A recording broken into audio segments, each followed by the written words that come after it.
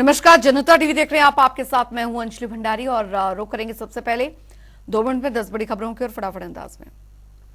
मदरसों के खिलाफ सख्त हुई धामी सरकार। नैनीताल के वीर भट्टी में भी तोड़ा जाएगा अवैध मदरसा। एसडीएम ने मदरसा संचालक को जारी किया नोटिस।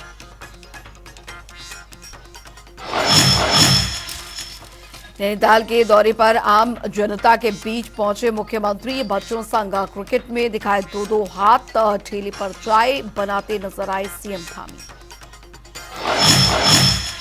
एक्शन मोड में सीएम पुष्कर सिंह धामी। सड़कों के खराब हालत को लेकर लगाई अधिकारियों को फटकार। कमिश्नर को भी दी कड़ी चेतावनी।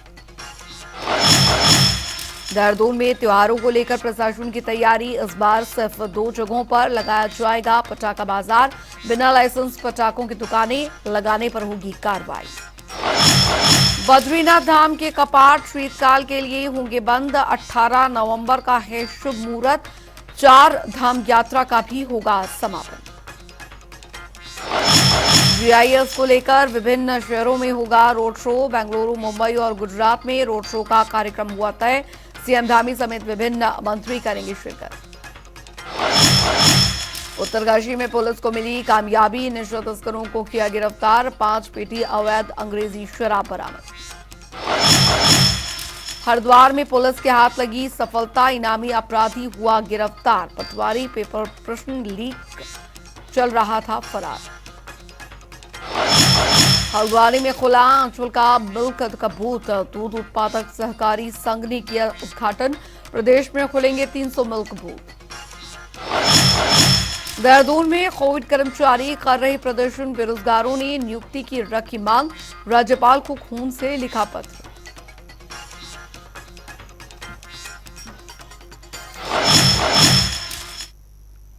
चलिए रुक रहेंगे अन्य खबरों की ओर। तो बता दें आपको कि दरअसल हल्द्वानी में विजयदशमी के पर्व पर कांग्रेस कार्यकर्ताओं ने सरकार के खिलाफ प्रदर्शन किया। इसके साथ ही सरकार का रावण रूपी पुतला भी यहां पर फूंका गया। वहीं विधायक सुमित्र देश ने कहा कि ये रावण रूपी सरकार जनता के मुद्दों को हल करने में विफल साबित हुई है। सबका साथ सबका विकास आखिर कहां है?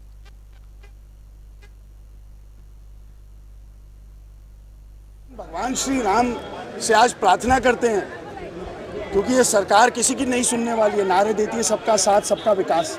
किसका विकास हुआ है? कहाँ विकास हुआ है? साथ ये किसका देते हैं? जो लोग संलिप्त हैं। अंकिता भंडारी हत्याकांड में जो लोग संलिप्त हैं उन्हें संरक्षण मिलता है। पेपर लीक में जो लोग संलिप्त हैं उन्हें संरक्षण मिलता है। कैसीनो प्रकरण में जो संलिप्त है उन्हें संरक्षण मिलता है। तो ये रावण राज्य से कम है क्या? और जो स्थानीय मुद्दे, अगर हमारा ISBT की हम बात करें, अगर हम विकास की, रोडों की बहाली की बात करें, डेंगू से जो लोग मरे हैं उनकी बात करें, तो कहाँ पे राम राज्य है? भगवान श्री राम का नाम लेने से क्या मात्र राम राज्य आ जाएगा? जो परिकल्पना जो वीर शहीदों ने इस उत्तराखंड की करी थी, आज उदासीनता का एक वातावरण इस पूरे प्रदेश में रावण राज्य है, इसके खिलाफ ये प्रदर्शन हुआ। का पुतला जलाया गया रावण के रूप में। और आपने उसमें देखा होगा कि कुछ पॉइंट्स लिखे हुए थे, जैसे पेपर लीक, भ्रष्टाचार के मामले, अंकिता भंडारी के। तो जिस तरह से भाजपा सरकार ने सभी को परेशान करके रख रखा, कोई भी ऐसा विभाग, कोई भी ऐसे कहीं पर भी हमें देखने को नहीं मिल रहा है कि कोई भी शहर बिना प्रदर्शन के, बिना धरने प्रदर्शनों के चल रहा है। अभी किसानों का मामला था सितारगंज में, वो भी बहुत बड़ी उससे आवाज़ से उठाया गया। तो वो सब मामलों के तहत आज भाजपा सरकार का पुतला दहन किया गया है। और बस हम सरकार को यही चेताना चाहते हैं कि जो मामले आपने फंसा रखे हैं और जिन जिन मामलों में न्याय देने की आवश्यकता है उसमें न्याय दीजिए। और इस पुतला दहन के वजह से हम जनता को भी चेताना चाहते हैं, जनता को भी बोलना चाहते हैं कि ऐसी सरकार को हमें जलाकर, हमें उखाड़ कर फेंकना है। हमें एक नई सरकार को मौका देना है जो जनता के लिए काम करती है, और वो है कांग्रेस सरकार। रुक करेंगे इस बीच आ रही एक बड़ी खबर की ओर। बड़ी जानकारी आ रही है। दिल्ली दौरे पर उत्तराखंड के मुख्यमंत्री, ये इस वक्त की बड़ी खबर। दिल्ली दौरे पर जाएंगे सीएम धामी। दोपहर 1 बजे दिल्ली पहुंचेंगे मुख्यमंत्री। ये बड़ी खबर, बड़ी जानकारी। शाम 4 बजे चेन्नई जाने का कार्यक्रम है उनका। तो GIS के लिए उद्योगपतियों से मुलाकात करेंगे। दिल्ली दौरा सीएम धामी का बेहद महत्वपूर्ण रहने वाला है। दोपहर 1 बजे दिल्ली पहुंचेंगे सीएम। ये कार्यक्रम उनका रहेगा। फिर शाम 4 बजे चेन्नई जाने का उनका कार्यक्रम रहने वाला है। फिर बड़ी खबर, GIS के लिए उद्योगपतियों से मुलाकात करेंगे। यशराज आनंद संवाददाता हमारे साथ जुड़ गए हैं इस खबर पर ज्यादा जानकारी के साथ। यशराज, आज दिल्ली के दौरे पर मुख्यमंत्री पुष्कर सिंह धामी आ रहे हैं और फिर आगे उनका चेन्नई का भी कार्यक्रम रहने वाला है। जी बिल्कुल, ग्लोबल इन्वेस्टर समिट यानी GIS को देखते हुए मुख्यमंत्री पुष्कर सिंह धामी का दौरा लगातार देश और विदेशों में चल रहा है। यही देश में यदि बात की जाए तो दिल्ली में वो अभी तक इन्वेस्टर समिट को लेकर के वो दौरा कर चुके हैं। वहीं विदेशों में वो अबू धाबी, UAE और ब्रिटेन से वो वापस लौट आए हैं। तो काफी ज्यादा उनको इन्वेस्टर उत्तराखंड के लिए इन्वेस्टमेंट करने के लिए मिल गए हैं, क्योंकि बहुत सारे लोगों ने उत्तराखंड में इन्वेस्टमेंट करने की बात कही है। उसी को लेकर के आज मुख्यमंत्री आज पुष्कर सिंह धामी दिल्ली पहुंच रहे हैं। 11 बजे वो दिल्ली पहुंचेंगे और वहीं शाम में वो वहां से चेन्नई की ओर रवाना होंगे, ताकि वहां पर GIS को लेकर को वो बैठक कर सकेंगे और साथ ही साथ वहां पर लोगों और व्यापारियों से, जो व्यापारी वर्ग है, उनसे मुलाकात करेंगे। मुलाकात करने के बाद उनसे इस बात की जानकारी, उन चर्चा करेंगे कि क्यों उत्तराखंड में इन्वेस्ट करना चाहिए, उत्तराखंड किस तरीके से अनुकूल परिस्थिति व्यापारियों के लिए बनता जा रहा है, कि व्यापारी हब कहें बनता जा रहा है, जहां पर उत्तराखंड में काफी ज्यादा संभावनाएं भी तराशी जा रही है व्यापार को लेकर। क्योंकि उत्तराखंड में जो है वो पहाड़ी और मैदानी दो क्षेत्रों से बना हुआ है। तो पहाड़ी क्षेत्रों में भी काफी सुविधाएं दी गई है, सरकार के द्वारा बनाई गई है, ताकि इन्वेस्टर वहां पर आके इन्वेस्ट करो। साथ ही साथ वहां पर प्रवासी सेल भी गठित कर दिया गया है, ताकि यदि कोई जो बाहर के लोग हैं, वो इन्वेस्टर हैं, वहां पर इन्वेस्ट करते हैं, तो उनको कोई परेशानी ना हो, कोई तकलीफ ना हो, इसके लिए सेल भी गठित कर दी गई है। तो इस प्रकार से मुख्यमंत्री पुष्कर सिंह धामी लगातार GIS को लेकर के देश के विभिन्न हिस्सों में भी जा रहे हैं। वहीं इनका गुजरात जाने का भी प्लानिंग है। उसके बाद वो कई अदर स्टेट भी जहां जाएंगे और वहां से लोगों को, व्यापारियों को इन्वेस्ट करने के लिए, उत्तराखंड में इन्वेस्ट करने के लिए प्रोत्साहित करेंगे, ताकि आए और उनके लिए यहाँ पर अनुकूल परिस्थिति दी जाएगी। स्पष्ट रूप से उन्होंने, मुख्यमंत्री पुष्कर सिंह धामी का स्पष्ट रूप से कहना है कि लगातार भाजपा सरकार के कार्यकाल में व्यापारी वर्ग को सम्मान दिया जा रहा है, व्यापारी वर्ग को बुलाया जा रहा है कि उत्तराखंड में वो आए और इन्वेस्टमेंट करें। यहाँ पर उनको सारी सुविधाएं मिल जाएंगी। ऐसी बात नहीं है कि पहाड़ी क्षेत्र होने के कारण यहाँ पर उनको कुछ असुविधाएं मिलेगी, बल्कि यहाँ पर पहाड़ी क्षेत्र होने के कारण भी उनको सुविधाएं मिलेगी। और दूसरी सबसे बड़ी बात है, इन्वेस्टर समिट के होने से सबसे बड़ी बात है, उत्तराखंड में जो एक परेशानी, उत्तराखंड का जो एक सबसे बड़ा रोना कहा जाए, वो होता है यहाँ का पलायन। पहाड़ी क्षेत्रों से पलायन भी रुक जाएगा और साथ ही साथ रोजगार की संभावनाएं भी मिल जाएगी। तो इस प्रकार को देखते हुए मुख्यमंत्री पुष्कर सिंह धामी आज दिल्ली जाएंगे और दिल्ली से फिर वापस शाम में 4 बजे चेन्नई की ओर करेंगे। जी, दिल्ली में किसी तरह का केंद्रीय मंत्रियों से मुलाकात का कार्यक्रम रह सकता है क्या मुख्यमंत्री का? अब बिल्कुल, दिल्ली में भी वहां पर कुछ मीटिंग होने की संभावनाएं हैं। दिल्ली में भी मीटिंग के बाद वो फिर वापस 4 बजे शाम में वो चेन्नई की ओर लौटेंगे। लेकिन दिल्ली में भी इस बात को लेकर वो चर्चा करने वाले हैं और इसको दिल्ली में भी कुछ व्यापारी वर्ग से वो मिलने वाले हैं। जी, चलिए, बहुत बहुत शुक्रिया यशराज आनंद इस तमाम जानकारी के लिए। तो मुख्यमंत्री का पहले दिल्ली और उसके बाद चेन्नई दौरा बेहद महत्वपूर्ण रहने वाला है। GIS के लिए उद्योगपतियों से संवाद वो करेंगे और दिल्ली दौरे पर आ रहे हैं उत्तराखंड के मुख्यमंत्री पुष्कर सिंह धामी।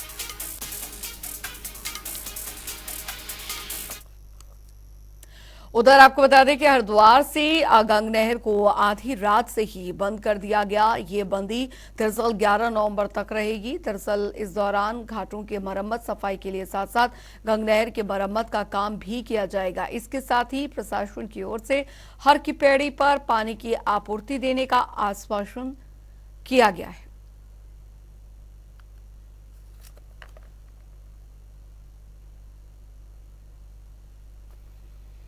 से जो है 11 नवंबर की मध्यरात्रि तक बंद रहेगी। ये 20 दिन का हमारे पूरी गंगा नहर का क्लोजर होता है।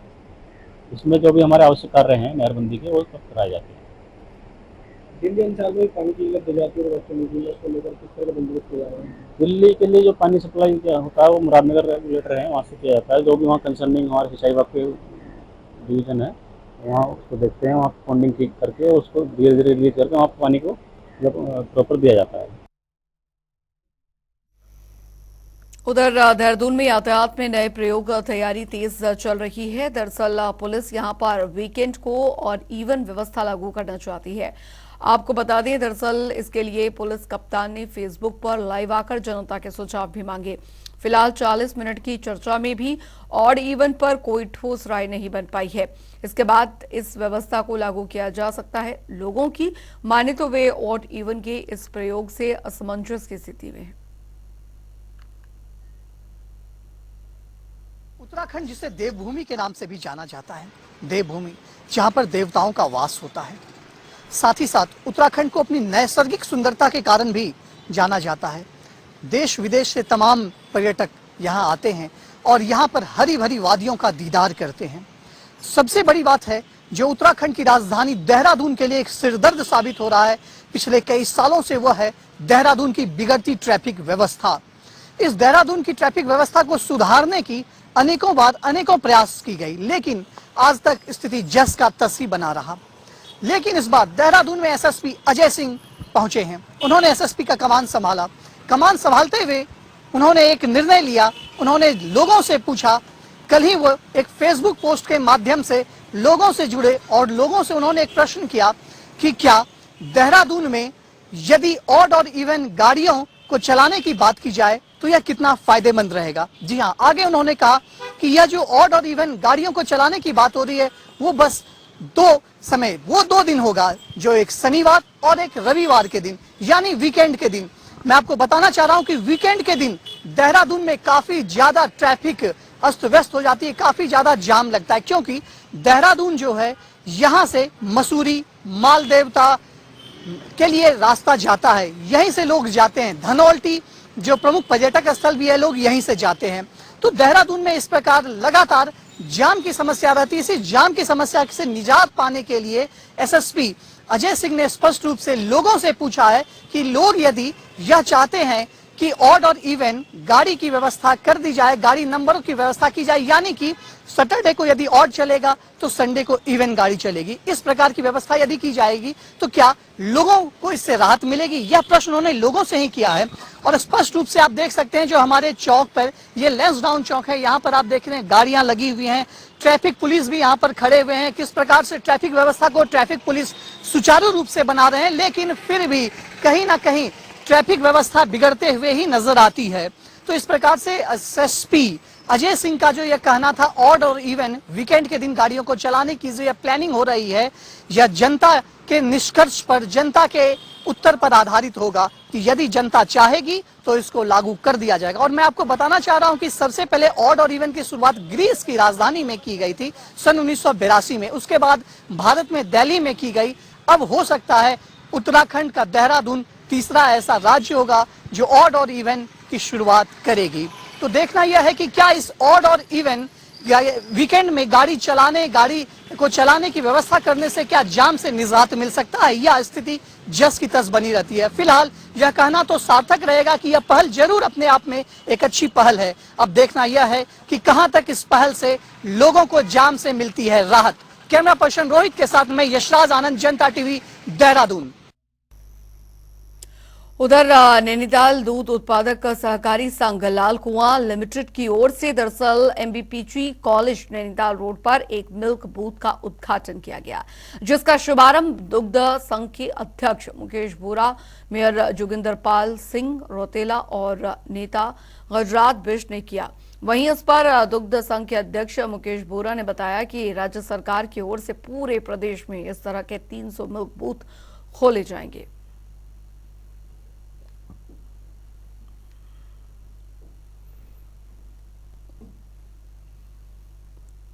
देखिए, आप सबकी जानकारी में है कि हमारे प्रदेश के दुग्ध विकास मंत्री माननीय सौरभ अरोड़ा जी ने जब से दुग्ध विकास विभाग संभाला, उन्होंने लगभग 2000 लोगों को मिल्क बूथ और आंचल कैफे से जोड़ने का लक्ष्य रखा है। उसी के क्रम में आज हमारा ये चौथा बूथ नैनीताल में शुरू हो रहा है। और मैं कह सकता हूँ कि ये बूथ जहाँ छात्र छात्राओं और आम जनता के साथ साथ इस मार्ग से जो देश विदेश से आने वाले पर्यटक हैं वो भी आंचल उत्पाद से रूबरू होंगे और उसकी गुणवत्ता को परखते हुए आने वाले समय में इसके और आगे बढ़ाने के लिए हम लोग प्रयास कर रहे हैं। और ये स्थान जो डिग्री कॉलेज का हमको दिया है, मैं उसके लिए इस कॉलेज के प्रबंधन का और अपनी सरकार का धन्यवाद ज्ञापित करता हूँ और माननीय मुख्यमंत्री जी का धन्यवाद ज्ञापित करता हूँ। लगभग 300 स्थान उन्होंने पूरे प्रदेश में सरकारी और अन्य स्थानों पर देने के लिए संबंधित विभागों को निर्देशित करा है और लगभग 50 बूथ हमारे पूरे प्रदेश में अभी चलने की स्थिति में, और इसको एक वर्ष में हम लगभग 300 बूथों में काम करेंगे। उधर बद्री केदार मंदिर समिति के अध्यक्ष जिंद्रा जैन ने दरअसल यूपी के मुख्यमंत्री योगी आदित्यनाथ से बीते दिनों मुलाकात की थी और इस दौरान उन्होंने यूपी के सीएम योगी आदित्यनाथ से उत्तर प्रदेश में खुर्द-बुर्द हो रही बद्री केदार मंदिर समिति की संपत्तियों के संरक्षण की मांग की। इस दौरान उन्होंने उत्तर प्रदेश में मौजूद मंदिर समिति की संपत्तियों के पड़ताल और रखरखाव को लेकर भी चर्चा की थी, जिस पर कि सीएम योगी ने अधिकारियों को प्रभावी कार्रवाई के निर्देश भी दिए थे। वहीं सीएम योगी के निर्देश पर लखनऊ और फतेहपुर के जिला प्रशासन और राजस्व विभाग के अधिकारियों ने इस पर कार्रवाई भी शुरू कर दी है। वहीं उत्तर प्रदेश से आई अधिकारियों की एक टीम ने मौके पर पहुंचकर बीकेटीसी की संपत्तियों का मुआयना किया और साथ ही इसके अलावा अधिकारियों ने बीकेटीसी से भी संपत्तियों के दस्तावेज मांगे हैं ताकि उचित कार्रवाई है वो की जा सके।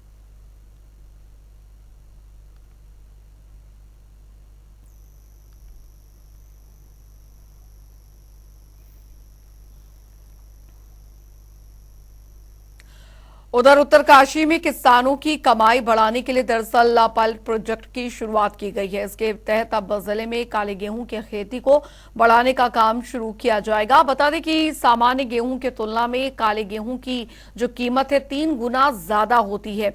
वहीं जिलाधिकारी अभिषेक रोहिला ने दरअसल रूंडा ब्लॉक के गेवला गांव जाकर इस नई मुहिम से जुड़ने के लिए किसानों को प्रेरित किया, साथ ही ग्रामीणों को काले गेहूं के बीज भी दिए।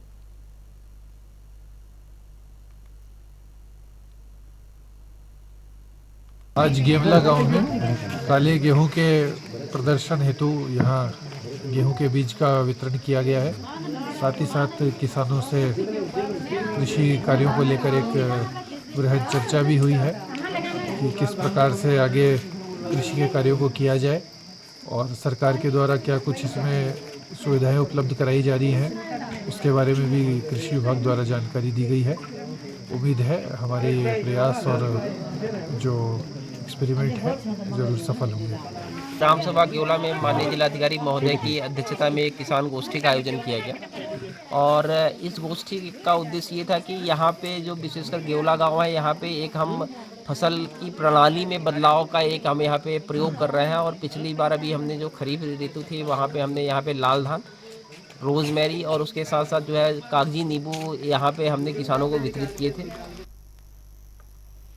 उधर कोरोना काल में विभिन्न अस्पतालों में अस्थायी रूप से लगे कर्मचारी पिछले 4 महीनों से देहरादून में एकता बिहार में दरअसल धरने पर बैठे हुए हैं, जिसमें कि कर्मचारी लगातार अपनी नियुक्ति की मांग कर रहे हैं, लेकिन अब बेरोजगार कर्मचारियों के सब्र का बांध टूट गया है।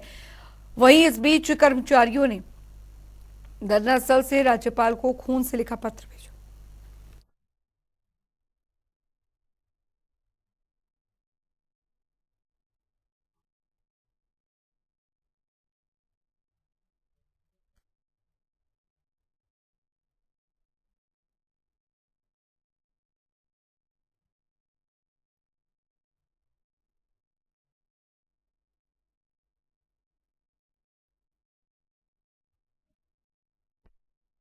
वहाँ पे आवेदन दिया था, एप्लीकेशन दी थी कि माननीय राज्यपाल महोदय हमारा संज्ञान ले लीजिए, लेकिन राज्यपाल महोदय ने भी हमारे प्रति कोई मोह नहीं दिखाया।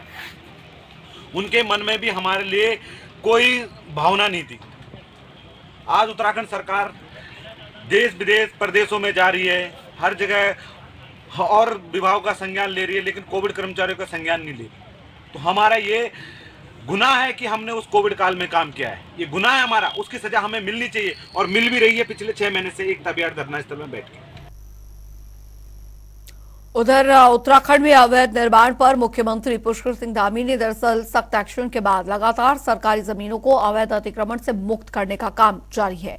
इसके साथ ही अवैध धार्मिक स्थलों पर भी अतिक्रमण हटाने की कार्रवाई जारी है। इन सब के बीच मुख्यमंत्री धामी ने अब अवैध मदरसों पर भी सख्त एक्शन लिया है। बता दें आपको कि नैनीताल के वीरभट्टी में जिस तरह से 24 बच्चों के साथ प्रताड़ना का मामला सामने आया था, उसके बाद मुख्यमंत्री धामी ने इस पर सख्त कदम उठाया है। मुख्यमंत्री के निर्देश पर अब नैनीताल के वीरभट्टी के अवैध मदरसों पर भी ध्वस्तीकरण की कार्रवाई होगी। जानकारी के मुताबिक अब तक जांच में प्रदेश में 50 से अधिक मदरसे संदिग्ध पाए गए हैं। जांच के आधार पर सरकार सभी के खिलाफ कार्रवाई करेगी।